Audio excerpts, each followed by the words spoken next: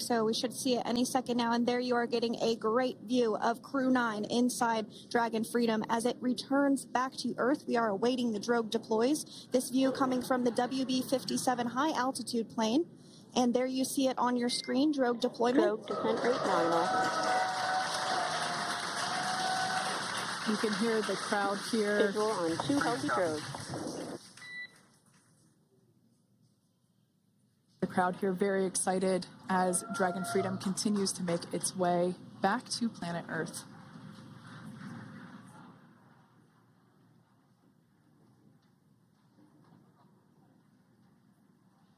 Next up, we'll stand by for the main deployment of the parachutes. The mains are quite a bit larger. You'll be able to notice the difference on your screen once they deploy, and they continue to ensure that the Dragon spacecraft slows down even further.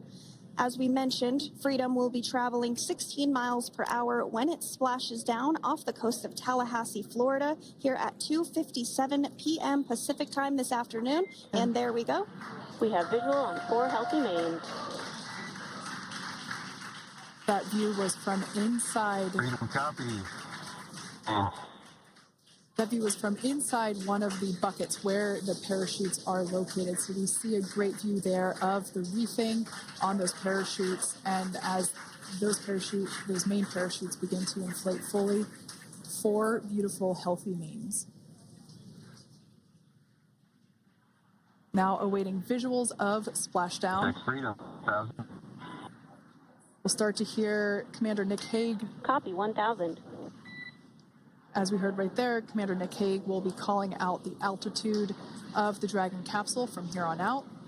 Landing in water is simpler and provides more margin against unlikely parachute issues. You can see those parachutes continuing to slow the Dragon capsule down. And if you're just joining us, you're looking at 800 meters. A live view of Crew-9 just minutes away from splashing down off the coast of Tallahassee, Florida. Splashdown 2 minutes from now at 2:57 p.m. Pacific. We do have 4 healthy mains really doing the job there. Just breathtaking views of a calm, glass-like ocean off the coast of Tallahassee, Florida. Crew-9 just minutes away from splashing down. This is really such an incredible shot. That Copy, was 600. That was a live view from our recovery vessel, Megan, which is stationed a couple miles away from the splashdown site. We can see the crew there using their restraints as resting places for their arms. They were just in space moments ago, so their arms were able to float freely. 400 meters. This is a gorgeous bluebird day here that we have for the splashdown of Crew-9. It's incredible to think that the Dragon capsule just minutes ago was going over 17,000 miles per hour and now gently coasting to a soft splashdown. 200. Copy, 200 meters. Brace for splashdown.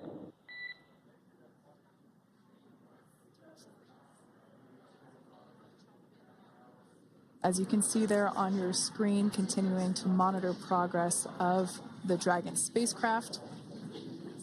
And we're going to stand by for splashdown located in the Gulf of America off the coast of Tallahassee, Florida.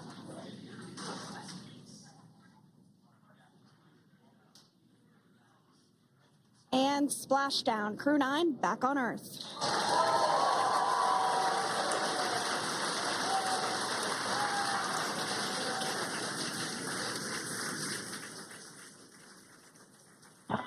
And SpaceX Freedom, splashdown. Good main release. Copy, splashdown. We see main chutes cut. Nick, Alex, Butch, Suni, on behalf of SpaceX, welcome home.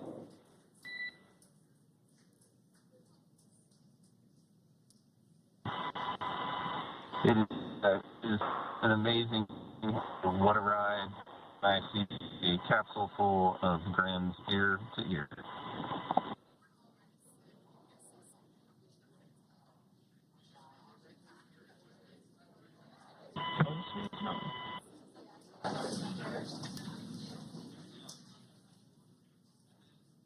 And as you can see on your screen, we have visual confirmation of splashdown. Dragon Freedom has returned home, and NASA astronauts. System safety verifications are in progress. We'll report back when recovery personnel are en route.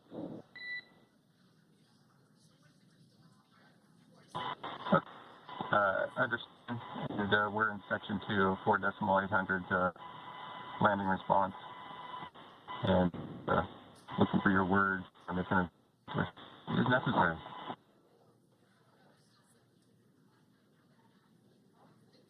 In the distance, we can see the recovery vessel making its way. Copy, you're in section 2 for the environmental assessment in 4.800. That is not necessary today. Understand. Raise advice.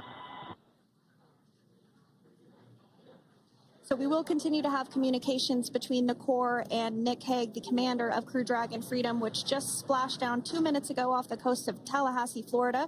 Dragon Freedom has returned home with NASA astronauts Nick Hague, Suni Williams, Butch Wilmore, and Roscosmos cosmonaut Alexander Gorbanov. They're back on Earth after approximately 17 hours of a return journey from space. The SpaceX recovery ship and team have been waiting for Dragon's splashdown, and they will now make their way to the splashdown location. The teams have been ready and waiting about 3 nautical miles away, so it's going to take them about 30 minutes or so to make their way to SpaceX Freedom. Pretty sure we're in stable 1. Copy, stable 1. We see the same.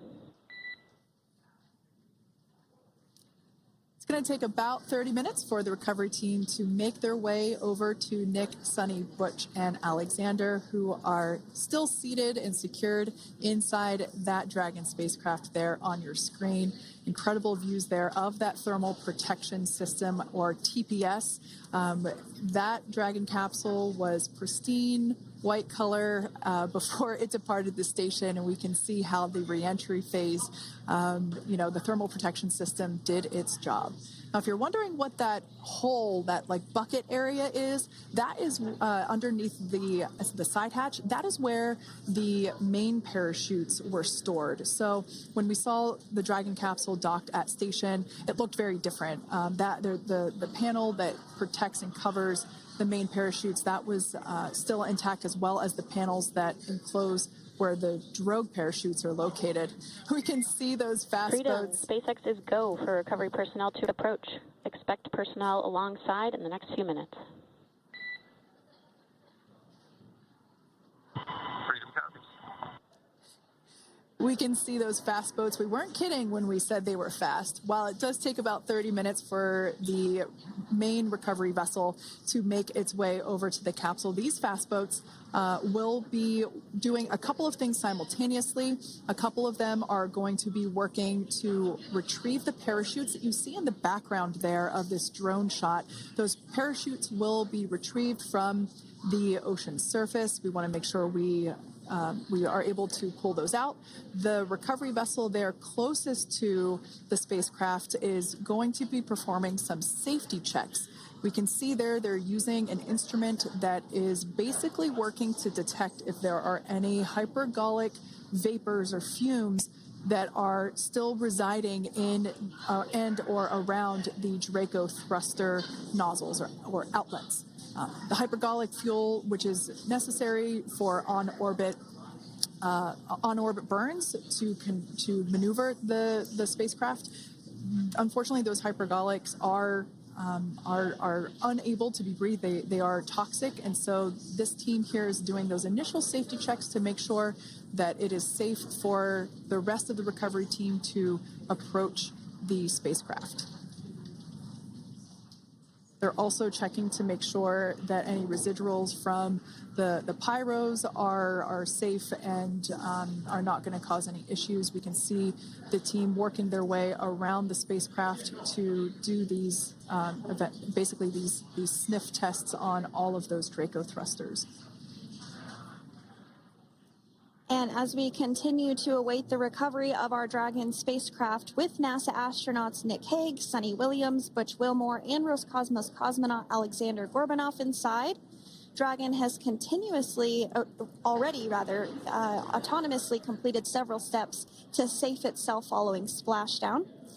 We are continuing to see Dragon in what is known as stable 1 configuration. That's kind of the ideal configuration following splashdown. It's upright, and the Dragon capsule's in the right configuration for it to be hoisted into the recovery vessel Megan, which you do see a little ways off in your screen approaching. Dragon will continue to remain live on air with you through that recovery process, all the way through the point where the crew is extracted from the Dragon spacecraft. Now, if you are just joining us, the mission has gone smoothly so far. Dragon successfully splashed down off the coast of Tallahassee, Florida at 2:57 p.m. Pacific, 5:57 p.m. Eastern Time this afternoon. Approximately 17 hours prior to splashdown, Dragon autonomously undocked from the International Space Station, completed a series of departure burns, jettisoned its trunk section, and performed its final burn, the deorbit burn. This placed the Dragon spacecraft on a trajectory toward Tallahassee, Florida. Dragon successfully re-entered the Earth's atmosphere, followed by deployment of its parachutes to slow the spacecraft down to a gentle splashdown. We're now going to follow the Freedom. Hypergol sweeps and unfired ordnance checks are nominal. Rigging is in progress. Approximately 25 minutes until capsule lift. Stand by for PMC with SpaceX flight surgeon.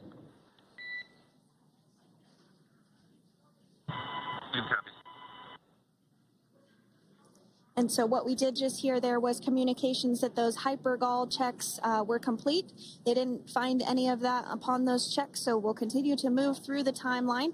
Next up is a process called rigging, which you see happening right now on your screen. This is when a SpaceX recovery personnel actually works to climb aboard the capsule and work through procedures ahead of lifting onto the nest of the recovery vessel Megan. We heard it's going to be about 25 minutes or so until that lift actually takes place.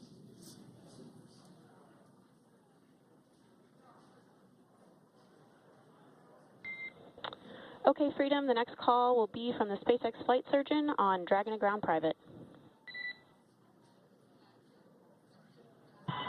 Understand. Thank you. callouts there indicating that the crew will have the opportunity to do a quick check-in with the SpaceX flight surgeon. This is standard procedure for every Dragon spacecraft when it returns to Earth. It's just an initial check-in, make sure everybody is doing okay. They will also have another check-in with the flight surgeon once they are on board that recovery vessel that you see there in the background.